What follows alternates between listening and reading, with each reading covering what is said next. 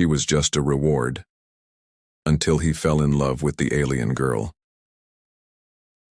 The unwanted prize, the neon-soaked cantina on Zerion 7, reeked of desperation and cheap liquor.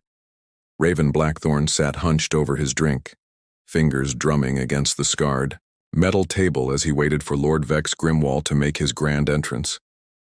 3 weeks hunting down Grimwall's escaped prisoners through asteroid fields and hostile planets had left Raven bone-tired and ready to collect his payment. The job had been messy, dangerous, and exactly the kind of work that paid enough to keep his ship running for another few months. "You look like someone pissed in your fuel tank," Tobias Gears Wrench observed, sliding into the booth across from him. The wiry mechanic's cybernetic eye whirred as it focused on Raven's grim expression. "Grimwall better have good news or I'm selling your ship for parts." Raven snorted. "You'd have to fix it first, and we both know you're too lazy for that." Their banter was interrupted by the sudden hush that fell over the cantina. Lord Vex Grimwall had arrived, his massive frame filling the doorway like a living shadow. The crime boss's reputation preceded him everywhere he went. Whispers of torture, slavery, and worse followed in his wake. 2 of his lieutenants flanked him, their hands resting casually on their plasma weapons. "Blackthorn!" Grimwall's voice boomed across the cantina, causing several patrons to hastily finish their drinks and leave. "My most reliable hunter. Come, let us discuss your reward." Raven exchanged a glance with Gears before standing. Something felt off. Grimwall usually conducted business privately, not in front of an audience. They followed the crime boss to a raised platform at the back of the cantina, where a single spotlight illuminated what looked like a small stage. "You exceeded expectations on Kepler Station," Grimwall continued, his thin lips stretching into what might have been a smile. "All 5 targets captured alive, minimal property damage, impressive work." "Just doing the job," Raven replied, keeping his voice neutral. "About my payment." "Ah yes, your payment." Grimwall's eyes gleamed with malicious amusement. "I decided to give you something far more valuable than credits." With a gesture from Grimwall, one of his lieutenants activated a control panel. The spotlight widened, revealing a figure standing in the center of the platform. Raven's breath caught in his throat. She was unlike anything he'd ever seen. Her skin held an ethereal silver luminescence that seemed to catch and reflect the cantina's neon lights. Long midnight blue hair cascaded over her shoulders, and when she lifted her head, Raven saw eyes the color of distant violet nebulae. Her ears were delicately pointed, and though she appeared humanoid, there was something otherworldly about her grace, even in chains. "A Lunari," Grimwall announced proudly. "Captured during our raid on Luna Prima last month. They're rare, these moon-touched beings, empathic, beautiful, and completely devoted once properly trained." The energy shackles around her wrists hummed with contained power. But the woman, the Lunari, stood with quiet dignity despite her captivity.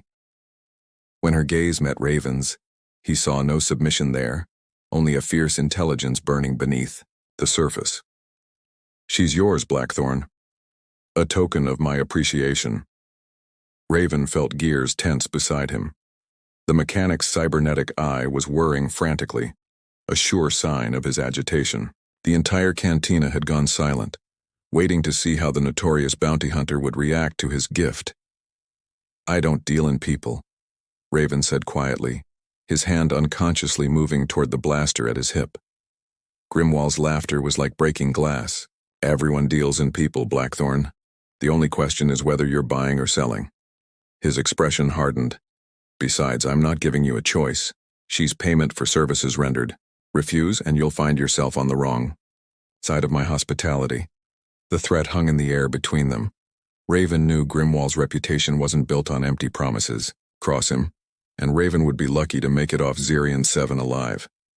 But accepting meant becoming complicit in something that made his stomach turn. The Lunari woman watched this exchange with those remarkable violet eyes, and Raven could swear. He felt something brush against his mind. A gentle touch like starlight on water. It was gone before he could be sure it had happened. "Well?" Grimwall prompted. Raven looked at the woman again. Even chained and displayed like a prize, she radiated a quiet strength that reminded him of someone he'd lost long ago. Making a decision that surprised even himself, he stepped forward. "What's your name?" he asked her, ignoring Grimwall's impatient grunt. The question seemed to catch everyone off guard. The Lunari's eyes widened slightly, and for a moment, her composure cracked. When was the last time someone had asked her name instead of simply taking what they wanted? "Zara," she said, her voice musical despite the circumstances. "Zara Night Whisper." "Well, Zara Night Whisper," Raven said, reaching for the control unit that operated her shackles. "How would you like to get out of here? What are you doing?" Grimwall snarled, but Raven was already deactivating the energy bonds. They fell away with a soft chime, and Zara rubbed her wrists where the metal had chafed her silver skin. "Collecting my payment," Raven replied evenly. "You're right. She's valuable. Too valuable to waste in some cantina display."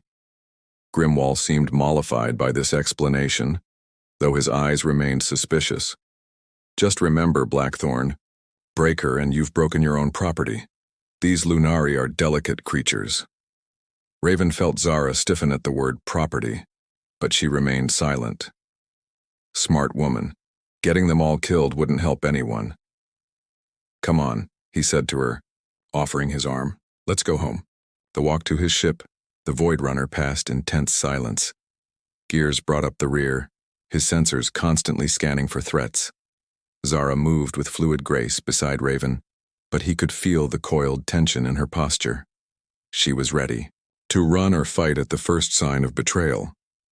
The Void Runner wasn't much to look at, a modified freight hauler with more patches than original hull plating, but she was fast and reliable. Raven led Zara to his personal quarters, the largest cabin on the ship. "This is yours," he said, gesturing around the space. "Door locks from the inside. Gears and I will bunk in the crew quarters." Zara stared at him, those violet eyes searching, his face for deception. "You're giving me your room?" Seemed like the right thing to do. "And you expect nothing in return?" Raven met her gaze steadily. "I expect you to tell me if you want off at the next port. Beyond that, your choices are your own." For a long moment, they simply looked at each other. Then Zara's shoulders sagged slightly, some of the rigid control leaving her posture. "Why?" she whispered. "Why are you being kind to me?" Raven thought of his sister, lost to slavers when he was barely old enough to hold a blaster. He thought of all the people he'd failed to save over the years, all the regrets that haunted his dreams. "Because someone should be," he said simply. Something shifted in Zara's expression then, a crack in the armor she'd built around herself. For just a moment he glimpsed the woman beneath the survivor, and his heart did something strange in his chest. "Thank you," she said, and the words carried weight beyond their simple meaning. As Raven prepared to leave her to settle in, Zara's voice stopped him at the doorway. "Raven?" When he turned back, she was standing in the center of the room, silver, skin gleaming softly in the ship's lighting.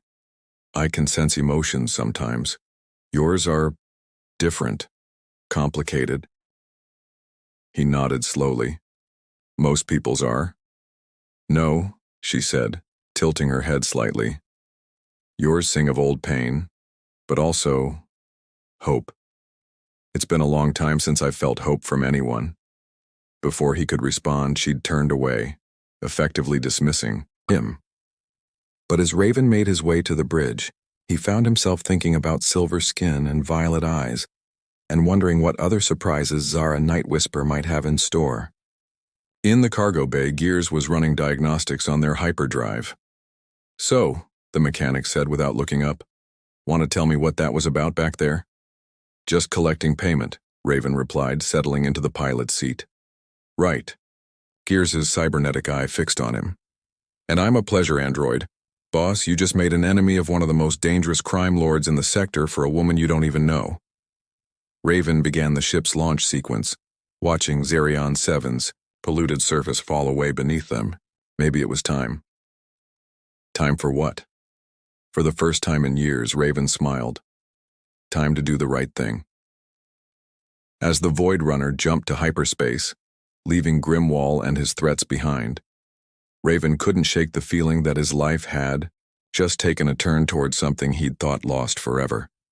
In the depths of space, with a mysterious alien woman sleeping in his quarters and his loyal friend grumbling about their uncertain future, Raven Blackthorn found himself cautiously optimistic about tomorrow. It was a feeling he'd almost forgotten how to have. Hearts across the stars, 3 weeks had passed since leaving Zarian 7, and the Void Runner had become something Raven never expected: a home. Zara had settled into the ship's rhythms like she'd always belonged there, her presence transforming the sterile corridors into something warmer. She'd taken over the small hydroponics bay, coaxing exotic lunar flowers to bloom in the artificial light, their silver petals casting dancing shadows on the walls. Raven found himself making excuses to visit the bay, drawn by the sight of Zara, tending her plants with gentle hands. Her empathic abilities had initially made him uncomfortable. Knowing someone could sense his emotions felt like having his armor stripped away. But gradually, he'd come to appreciate the understanding that passed between them without words. "You're brooding again," Zara said without turning around, her fingers delicately adjusting a flower's position. "Your emotions taste like storm clouds." Raven leaned against the doorframe, watching her work. "Didn't know feelings had flavors." "Everything has flavor when you can sense it directly." She finally faced him, those violet eyes studying his expression. "What's troubling you?" He'd been debating whether to tell her about the transmission gears had intercepted that morning. Intelligence chatter about Grimwall's latest venture, a slave auction featuring exotic specimens from Luna Prima. The crime lord was selling more of Zara's people, and the description of one particular captive had made Raven's blood run cold. "There's something you need to know," he said, activating the privacy screen. "About your people." Zara's composure cracked instantly. "What about them?" Raven showed her the intercepted data, watching her face pale as she read. The auction was scheduled for tomorrow on the neutral station Haven's Rest. Among the captives listed was a young male lunary, approximately 20 standard years old, with the designation Kale Night Whisper. "My brother," Zara whispered, her legs giving out as she sank onto a nearby crate. I hoped he'd escaped when they raided our settlement." Without thinking, Raven moved to her side, placing a comforting hand on her shoulder. The contact sent a jolt through him, not just physical but something deeper. Through their connection, he felt her anguish as if it were his own, the grief and desperate hope intertwining until he couldn't tell where her emotions ended and his began. "We'll get him back," he said, the words coming out rougher than intended. Zara looked up at him, tears tracking silver paths down her cheeks. "You don't understand. Grimwall will recognize you. This could be a trap. Then we'll spring it carefully." Raven's jaw tightened with determination. "I won't let them sell your brother like livestock." "Why?" The question burst from her lips. "Why would you risk everything for people you don't even know?" The answer came easier than he'd expected. "Because you matter to me. Because your pain is—" He struggled for words. "Because I can't stand the thought of you losing someone else." Zara's empathic abilities allowed her to feel the truth behind his words, the depth of emotion he was trying to hide. Her eyes widened as she sensed something else, the old wound that drove him, the sister he'd failed to save years ago. "Show me," she whispered, reaching for his hand. The moment their fingers touched, Raven's barriers crumbled. Images flooded. Between them, a young girl with Raven's dark hair laughing as she taught him to repair a hyperdrive. The same girl screaming as slavers dragged her away while teenage Raven lay bleeding and helpless. Years of guilt, of hunting criminals to balance the scales, of pushing everyone away to avoid feeling that helpless again. "Oh, Raven," Zara breathed, and suddenly she was in his arms, offering comfort he'd never allowed himself to accept. "I'm so sorry." "I couldn't save her," he said against her hair, breathing in the scent of lunar flowers. "But I can save him. I can save your brother." When they finally pulled apart, something fundamental had shifted between them. The careful distance they'd maintained was gone, replaced by an intimacy that went beyond physical attraction. They understood each other now, on a level that transcended species or circumstance. "The auction is tomorrow," Zara said, her voice steady despite the tears. "What's the plan?" Gears joined them in the ship's small conference room, his cybernetic eye already displaying tactical data. Haven's Rest is neutral territory, but Grimwall's got half the security force in his pocket. Getting in will be easy. Getting out with stolen merchandise, that's another story. "Not stolen," Raven corrected. "Liberated. The security scanners will identify you the moment you step aboard." Gears continued. "We need a different approach." Zara studied the station schematics, her finger tracing potential routes. "There's a service tunnel that leads to the holding cells. If I can get inside and reach the other Lunari, our combined empathic abilities might be enough to coordinate. An escape?" "Absolutely not," Raven said immediately. "You're not going in there alone." "I'm the only one who can move through the station without triggering every alarm," Zara replied. "My people are dying, Raven. I won't let fear stop me from saving them." The argument that followed was heated but brief. Zara's determination was absolute, and eventually Raven had to admit her plan was their best option. That didn't make it any easier to accept. The next day found them docked at Haven's Rest, a sprawling commercial station that served as a hub for legitimate and illegitimate trade alike. Raven had disguised himself as a potential buyer, complete with forged credentials and a fabricated identity. Zara had used her natural abilities to blend with the shadows, her empathic talents helping her avoid detection. The auction hall was exactly as vile as Raven had expected. Wealthy collectors and slavers mingled with drinks and casual conversation, discussing sentient beings like they were antiques. When Grimwall took the stage, Raven felt his trigger finger itch. "Ladies and gentlemen," the crime lord announced, "tonight we offer you the rarest of prizes. Lunari from the moon world of Luna Prima, each one a masterpiece of natural selection." The captives were led onto the stage in energy shackles, their silver skin dulled by exhaustion and despair. Raven spotted Kael immediately. He looked like a younger version of Zara, with the same ethereal beauty and defiant eyes.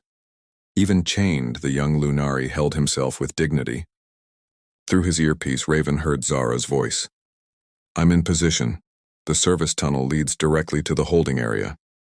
"Remember," Raven murmured, pretending to examine his auction catalog. "Wait for my signal." The bidding began, and Raven felt sick as credits changed hands for living beings. When Kael was brought forward, the numbers climbed rapidly. Raven placed a few strategic bids to maintain his cover, but his real attention was on the mission. "Signal received," Zara whispered through the comm. "Beginning extraction." What happened next would be talked about in Haven's Rest for years to come. The lights flickered once, then went out completely as Zara overloaded the station's power. Grid. In the darkness, Raven heard the distinctive sound of energy shackles deactivating, followed by shouting and confusion. Emergency lighting kicked in, revealing an empty stage and several unconscious guards. The Lunari captives had vanished like smoke, leaving only the acrid smell of overloaded circuits and Grimwall's enraged roars. "Security lockdown," Grimwall bellowed. "Find them! Find them all!" But the Lunari were already moving through the station's maintenance tunnels. Guided by Zara's empathic beacon, Raven fought his way through the panicking crowd, making his way to the predetermined rendezvous point. He found them in Docking Bay 7, 6 Lunari adults and Kael, all looking to Zara with a mixture of hope and disbelief. "This way," Raven said, leading them toward the Void Runner. "Stay close and stay quiet." They almost made it. The ship was in sight when Grimwall's security forces surrounded them, weapons drawn. The crime lord himself stepped into view, his face twisted with rage. "Did you really think you could steal from me, Blackthorn?" Grimwall snarled. "You and your pet alien? They're not property," Raven replied, his hand moving to his blaster. "They're people.